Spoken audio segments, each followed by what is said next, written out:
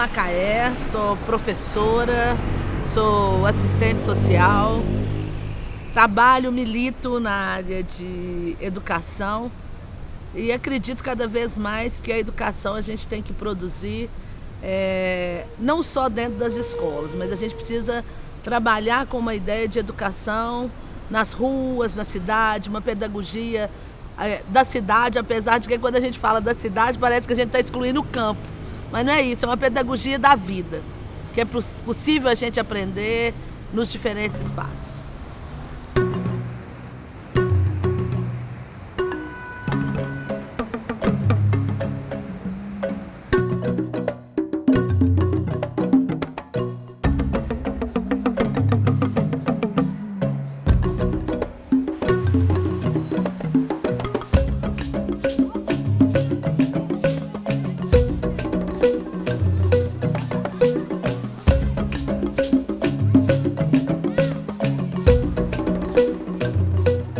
Bom, eu acho que esse ano, essa experiência que nós vivemos, que articulou escolas e museus em torno de uma mostra de literatura afro-brasileira, já foi um movimento importante nesse sentido de produzir diálogos e também de fazer uma leitura do acervo que a gente tem nos museus da cidade, pensando esse recorte.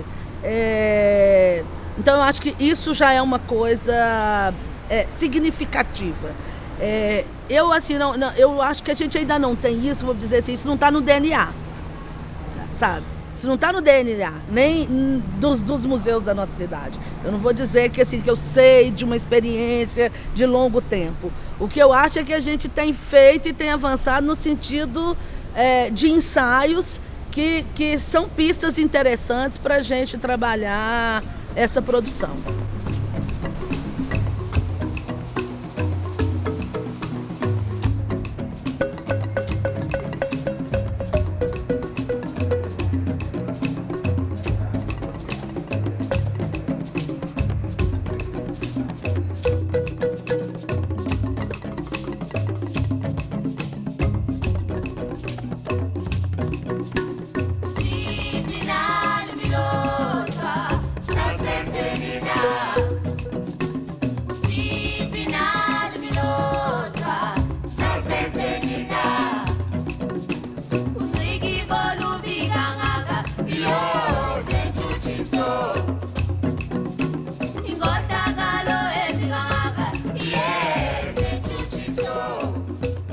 Meu nome é João Manuel, eu sou professor de História aqui da Prefeitura já há 18 anos e atuo em duas escolas. Uma escola de ensino fundamental diurno, que é a Escola Municipal Florestan Fernandes, e a outra é uma escola de educação de jovens e adultos, que é a Escola Municipal Minervina Augusta. Quando a gente vê isso aqui e contempla esses objetos tão bem preservados, eu fico fazendo associação de como é que a valorização dos ofícios também, ela muda ao longo do tempo, Quer dizer, ser dentista naquela época era um ofício talvez menos valorizado, E até os próprios negros, que eram pessoas, digamos, desvalorizadas, pelos padrões culturais, sociais, legais, vigentes, eles exerciam isso, Quer dizer, se nós pensarmos na nossa realidade, pensarmos a odontologia como uma parte, um ramo da área da saúde, quer dizer, poucos negros, eu não sei, mas estatisticamente poucos negros devem ter acesso a esse tipo de ofício hoje em dia. Então, eu acho que é uma possibilidade de, através de algo que nos é cotidiano, Eu acho que o Brasil agora, nos últimos anos, ele tem possibilitado um acesso da maior parte da população a esse tipo de serviço, de saúde, dentista, por exemplo. É uma forma de você poder dialogar com o aluno, fazendo essa relação do passado com o presente. Quer dizer, é uma das possibilidades, Enfim, eu acho que é um ofício cotidiano, E muito bonito, eu fico muito encantado de ver. O bateu, o vento soprou, a folha caiu. cadê meu valor? Canoa virou, capim cresceu, o gado fugiu. Então, uma questão para mim fundamental é a formação do professor. Passa pela mudança na formação e está lá na formação inicial. Quer dizer, é de 2003 a lei que insere história da África, dos africanos do Brasil, nos currículos escolares. Quer dizer, até então isso não era nem tematizado, né? Nem problematizado dentro dos currículos. Portanto, a maioria dos nossos professores, eles também não têm isso na sua formação. Eles estão se formando no movimento, eles estão se formando no trabalho.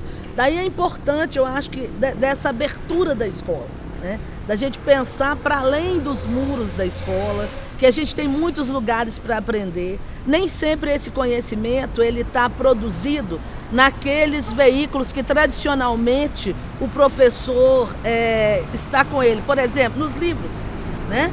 Nos livros didáticos. Muitas vezes esse conhecimento ele não está aí. Então a gente tem que buscar esse conhecimento onde ele é produzido, né? E onde é que ele é produzido? Ele é produzido pelas pessoas. Eu entrei na prefeitura em 1994, numa escola lá em Venda Nova. Me lembro que naquela época nós já tínhamos discussões acaloradas sobre a importância de você dar uma abordagem diferenciada à questão identitária da presença negra entre nós, né? Tanto do ponto de vista daquilo que você ensina, quanto do ponto de vista da valorização, vamos dizer, de um acervo cultural afrodescendente. Naquela época nem sei se a gente falava desse jeito, não é? Acho que não. Quanto do ponto de vista da formação identitária dos alunos e alunas, né? E dos professores também, mas a gente pensava muito mais em alunos e alunas. Eu me lembro que era uma discussão muito acalorada. Naquela época já se questionava muito a questão do racismo em Monteiro Lobato. Eu me lembro de uma colega muito exasperada, querendo queimar os livros de Monteiro Lobato, umas coisas desse tipo. Então, assim, por que eu estou dizendo isso? Eu acho que toda essa discussão, né, da identidade, da nossa identidade e da relação da nossa identidade com uma matriz africana, ela precede muito a lei. Quer dizer, a lei vem tentar formalizar algo que já está presente entre nós há muito tempo enquanto conflito, não é? Enquanto disputa.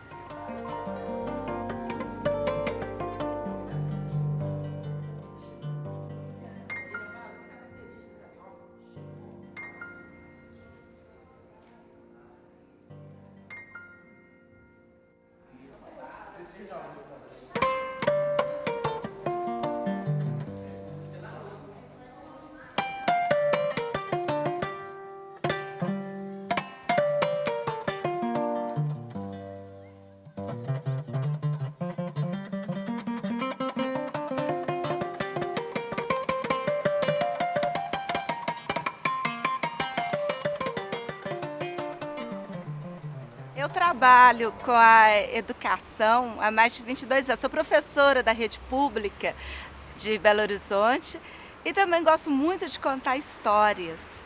E ali você vai passar várias coisas através dessas histórias, principalmente de pertencimento. É interessante, igual aquele folclorista, o grande folclorista Câmara Cascudo, ele escreveu, não é, para a gente, ele disse que você pode conhecer um povo através das suas histórias, do que ele conta, dos seus mitos, das suas lendas, das suas fábulas. Então você vai conhecer a identidade daquele povo. Então, no momento que a gente está contando essas histórias, principalmente aqui no museu, que contamos as histórias da cultura africana, e nós trazemos esses elementos nessas histórias, e nós todos aqui, nós brasileiros, nós somos africanos, nós temos esse sangue, essa mistura com o africano, com o europeu, com o indígena. Nós somos um pouco de cada povo, e a gente começa a ouvir estes contos, a gente vai se identificando, a gente vai se descobrindo. É aquela questão do pertencimento. sabe, de um povo, a partir do momento que ele vê a sua história ali. Gente, eu sou a Sandra Lane e, como foi falado, meu amigo Vilmar de Oliveira, meu amigo Babu Xavier, e juntos nós vamos contar e cantar algumas histórias de um lugar onde todos nós de alguma forma viemos, que é lá da árvore.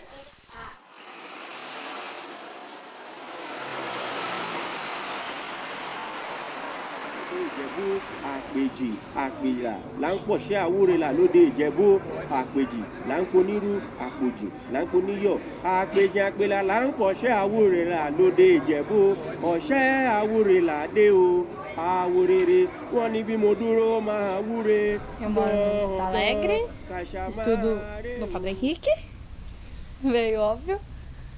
Estudo no Padre Henrique, o que mais? Tem 14 anos. Chamo Yasmin Batista, Pena.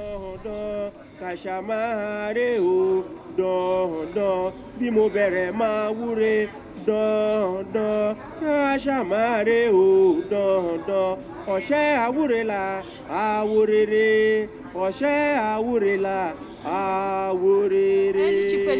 Eles traziam pra cá as culturas, só que eles tinham que, tipo, esconder as culturas deles pra seguir a dos portugueses, porque era o que falavam pra eles seguir. Mas, querendo ou não, eles influenciaram tanto na nossa cultura, tanto que a gente tem o candomblé, esses outros aí, quanto na dos portugueses, eu acho. Não sei direito. Mas, se eles influenciaram na nossa, a gente também deve ter influenciado na dele. Tanto que tem, lá na África, tem evangélico, tem católico, que eles vieram pra cá, gostaram daqui, ou sei lá, alguém falou pra eles que esse era o certo, eles acreditaram e foram pra lá de novo. E levaram isso pra lá. Tipo, eles trouxeram um pouco de cultura pra gente, tanto quanto a gente trouxe pra ele. Mas deve ter sido um choque, tipo, do nada ter que esconder sua cultura, seus hábitos, tanto o alimento, tipo a feijoada. Feijoada é africana. E é um prato tipicamente brasileiro, depois que os africanos vieram pra cá. Aí muda tudo. Não é uma cultura certa. O Brasil é uma mistura de basicamente todas as culturas que vieram colonizar aqui.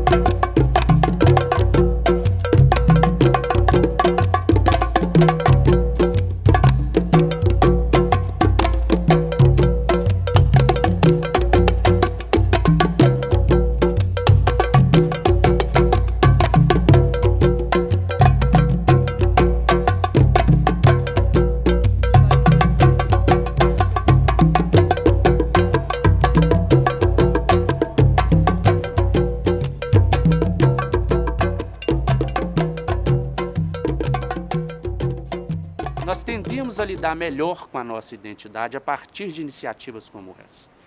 Quando a questão ela deixa a invisibilidade.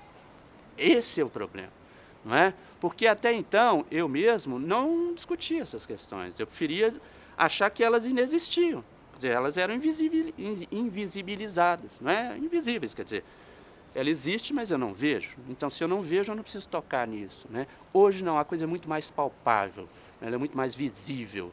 Queiramos nós ou não, nós temos que nos haver com ela, porque ela vai aparecer o tempo todo, não é?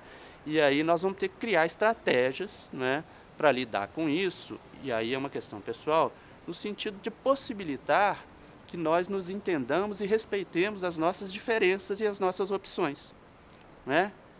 Quer sejam elas com relação à forma de utilizar o penteado, que é o tipo de roupa que eu visto, a preferência musical, a questão da sexualidade, da orientação sexual, né? Quer dizer, eu acho que é isso, né? E é muito difícil, porque fazer isso numa sociedade que é fortemente, né, hierarquizada em cima desses valores tabus, é sempre algo muito desgastante, exige muito do professor, do educador, dos próprios adolescentes, né? Um constante, bom, mas espera aí, tem jeito de ver isso de outra forma, né? Será que há outras maneiras de pensar essa mesma questão? É sempre um convite, né? Mas um convite que desafia e cansa, né? Se o sujeito não estiver muito disposto, ele desiste rapidinho. Fala, opa. Mas também não adianta desistir, né? Porque a questão vem atrás dele depois. Rapidinho ela vem, é o que estou dizendo, né? Que ganhou visibilidade, não tem jeito.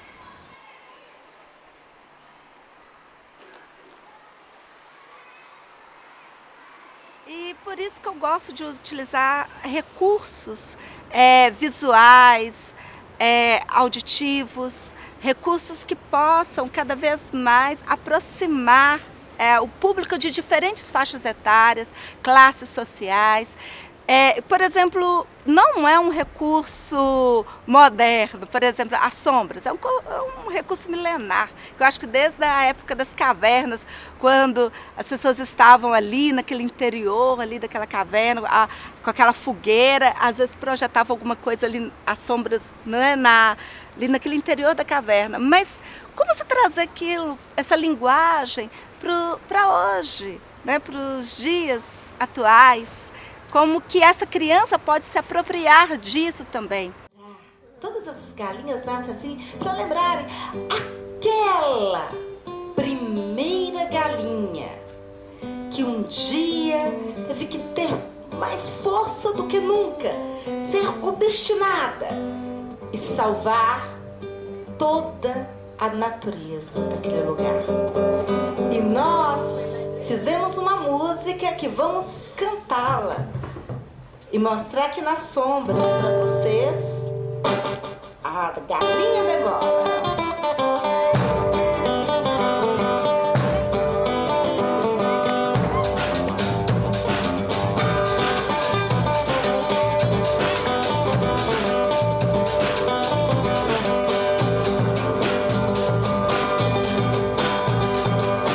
O sol a tudo castigava, a água do rio secava, e a bicharada perguntava: cadê a chuva? Cadê a chuva? Quando a esperança não mais existia, uma nuvem aparecer, foi tamanha alegria. Mas olha o que sucedeu, o elefante enlouqueceu, pulava que pulava, no então correu. Essa questão da identidade é sempre algo muito fugidio, não é? Ora eu me identifico com determinados elementos, não é? Da matriz afrodescendente, ora eu não me identifico, não é? Isso depende muito de como é que esses valores estão circulando, né, no ambiente escolar. E eu estou falando só do ambiente escolar, não é? É muito comum ainda nas escolas, não é, que isso derive para a brincadeira, para a chacota, não é, para o estereótipo. Aí eu acho que é o momento que a gente deve intervir, não é? Mas por que isso, não é? E foi um pouco o que eu tentei fazer, mas é muito difícil isso, não é? Porque a coisa escapole com muita rapidez. Se você não tem outros elementos, não é, para você, vamos dizer assim, dar consistência e atrativo para a discussão se perde e ela cai nisso que eu estou chamando de estereótipo, de brincadeiras e essa coisa toda. Então, acho que tem uma tarefa muito grande, é um pouco, acho que esse movimento que muitas, né, são várias pessoas, educadores, militantes da questão racial em Belo Horizonte, têm feito no sentido da gente descortinar e também dar visibilidade, né, a essas vozes, a essa presença. Então, isso é presente em objetos, isso é presente na produção artística, isso é presente na literatura. Desvelar isso e trazer isso à tona é um pouco, eu acho que o movimento que a gente tem feito na cidade, né? Que é um movimento que às vezes expressa em algumas políticas públicas, mas é um movimento que tem uma força muito grande dos movimentos sociais, da juventude, que tem feito esse trabalho de pensar a nossa cidade, recuperar essa visão de espaços públicos, né? De tornar cada vez mais públicos espaços que tradicionalmente eles foram estatais, não necessariamente públicos. Tipo na aula de educação física, ela quer te ensinar algum esporte, ela vai te ensinar na prática, ela vai fazer você jogar, querendo ou não, você vai divertir. Então, tipo, numa aula de matemática que você aprender, faz tipo uma Olimpíada de matemática dentro da sala. Querendo ou não, as pessoas vão perder, porque vão se esforçar, todo mundo vai querer ganhar. Ninguém vai querer sair perdendo. Então, querendo ou não, vai aprender de um jeito divertido. Não vai ser aquela coisa chata, tipo, professora, beleza, entendi. Não vai ser assim, vai ser mais emocionante, digamos assim. Sei lá, é difícil de explicar. Mas querendo ou não, a gente vai aprender, se divertir e continuar. Mesma coisa. Eu acho que quando a gente tem essa consciência da nossa identidade, essa consciência do nosso papel nessa sociedade, a gente pode trabalhar muito melhor e saber que nós não somos uma folhinha ao vento, né? Nós temos raízes. E se nós temos raízes, nós não vamos ser manipulados. Nós vamos estar atentos a diferentes culturas, mas nós vamos valorizar a nós.